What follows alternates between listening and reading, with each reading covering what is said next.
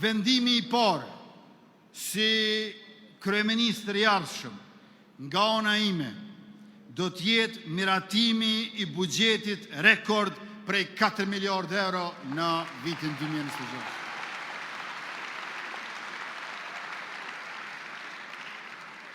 Vendimi I dytë, procedimi I ligjit 3 për çmime tavan, ashtu që të frenohet abuzimi I tregtarëve me rritjen e çmimeve.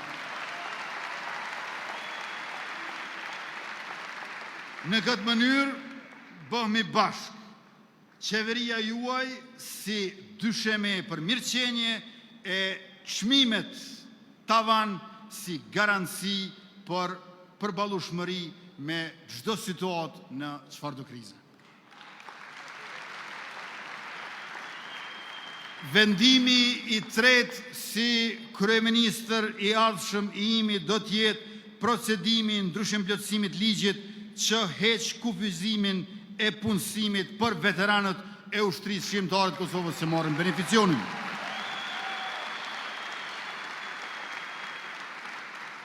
Vendimi I katërt në mandatin e ardhshëm I qeverisë sonë me mua si kryeministër do të jetë miratimi I vendimit për pagesën e pagës së 13 për të gjithë shërbyesit publik që në fillim të vitit.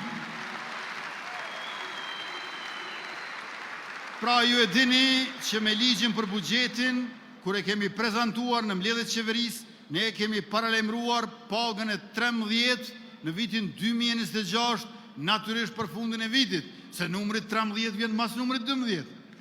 Mirë po, një ndër vendimet që do ta marr si kryeministër, I katërti me radhë nga 5 sosh sot në numëroj sonte, është që paga e 13 për shërbyesit publik në vitin 2026 të jetë në fillim e jo në fund të vitit.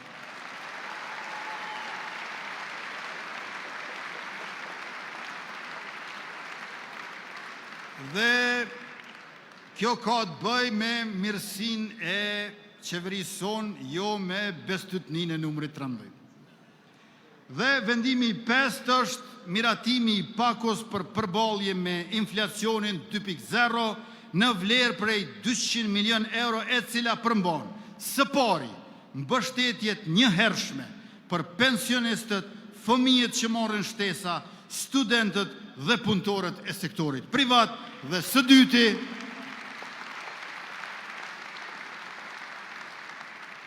dyti rikthim të skemës për subvencionim të kursimit të energjisë elektrike nga e cila pritet të përfitojnë subvencionim të faturave të energjisë elektrike mbi 200.000 familje në Kosovë.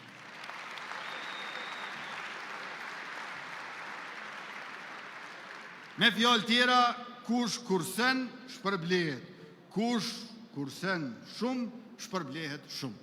Këto pra të nderuar të pranishëm dashur qytetarë janë zotimet tona për mandatin e ardhshëm dhe 5 vendimet që do t'i marrë menjëherë me tu ribër kryeministër I Republikës Kosovës.